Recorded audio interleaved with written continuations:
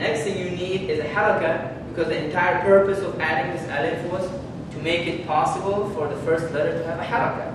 So what haraka do you put on the alif? Is it going to be fatha? Is it going to be kasra? Is it going to be dhamma? Okay, so fatha is not an option. Fatha is not an option. Dhamma and kasra are the only two options. So you put a dhamma here if counting the alif, the third letter has dhamma. 1, 2, 3. The ta has dhamma.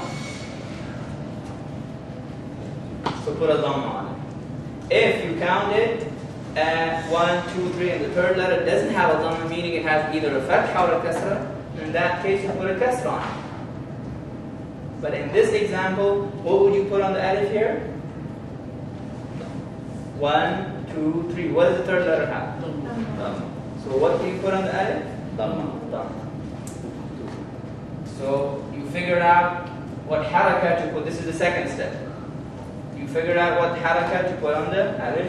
And the last step is, the last step changes based on which form you're dealing with, okay? So let's not go in there yet. But what's... Sorry, can I ask you a question? Is it just a rule without explanation that fatha is not an option? Or it's a rule, yeah. Okay? So this is what you do, and there's a third step also that is supposed to be done at the end. Let's not worry about that for now. What we need to worry about is that you need to do this step for all of these, okay? In each one of them, get rid of the ta. You have a kaf with a sukoon. You have no way of pronouncing it. Put an alif before it, which is in reality hamzatul wasl. Look at the third letter. Based on that, give it either a dhamma or a kasra. The third letter could have a dhamma, which means give the alif a dhamma. If the third letter has a kasra or fatha, give the hamza or the alif a kasra. Do that with all of these, and then you can do the last step, which is to do something with the end. Make a change at the very end, finalize it. So basically do the same thing here. Uktubu, something like uktubani here.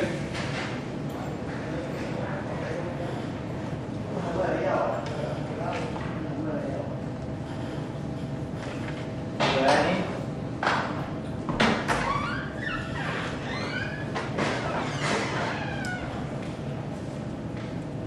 And we will not write this because that's the most happy. You don't need to write that. Uktubuna. Okay? And we will do this also. Quick question? Yes.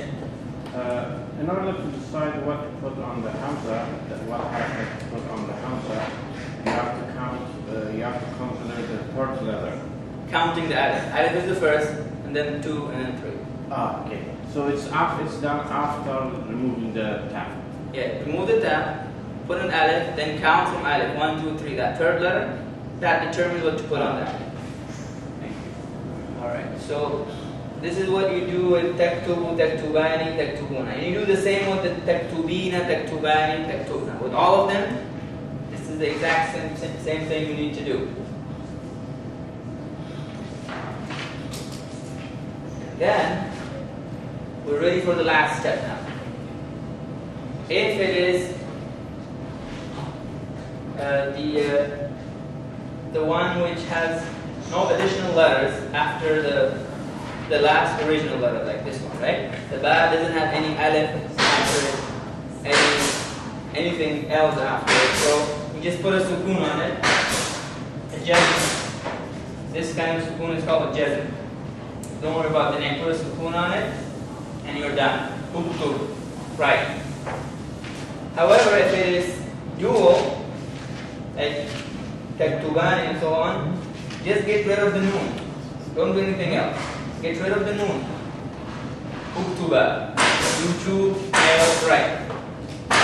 The same thing with the plural. Get rid of the noon. Taktubuna is changed to uktubu. You, 3 or more men, right. And why do you do this? Can you explain? This is the rule. We do this with amr. But the amr could be different from mudari, right? Oh, so this is the final This is the final form of it. The final form. Uktubu. And here, remember to put an alif, which is silent. Okay? Put a circle on the small one to make sure that you know that this is a silent alif. It has no bearing on pronunciation. How you pronounce this doesn't really, this doesn't affect pronunciation. Okay? I lost you. In case of the, I lost the whole thing. Can you repeat that? What do you do at the end? Last. Okay. At the end, if it is a singular form, I don't want to say singular form.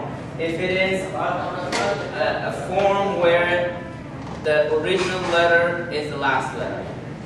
So we're basically just going from al-mudari' to the Yes, you take amr from mudari. Yeah. So these are the phases. We don't just stop at uktubu. So you're saying that when you say original, that means the noon was added to convert, so that you don't count that as the original letter. Right. So here, what's the original letter? Ba. If it ends with an original letter, which is ba in this case, just give that original letter a sukoon, and you're done. However, if the original letter has something attached to it, like here, ba has something attached to it, right? Taktubu is ba is the original letter, but we added the alif and the noon to give it a different meaning, to make it dual. Then in that case, you do something else. So in short, if it has a noon at the end, whether that noon is for dual or for plural or for feminine, the only thing you need to do is get rid of the noon. If there is no noon at the end, give it a sukoon. That's the best way I can put it. If there is a noon at the end, usually the noon will have a kasra for dual, it will have a fatha for plural. Just get rid of the noon. But if there is no noon, that means the last letter is original. Just give that last letter a sukoon. Taktubuna is changed to uktubu. Okay, this I know will have left you a little bit confused. So let's do another example. This time with a different.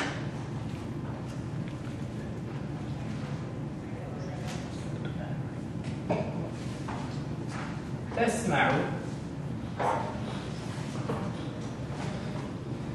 تسمعاني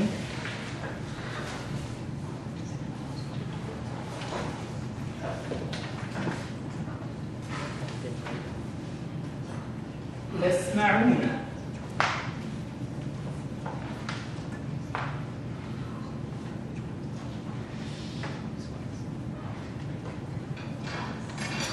running out of space. Okay, maybe I should have started at the top.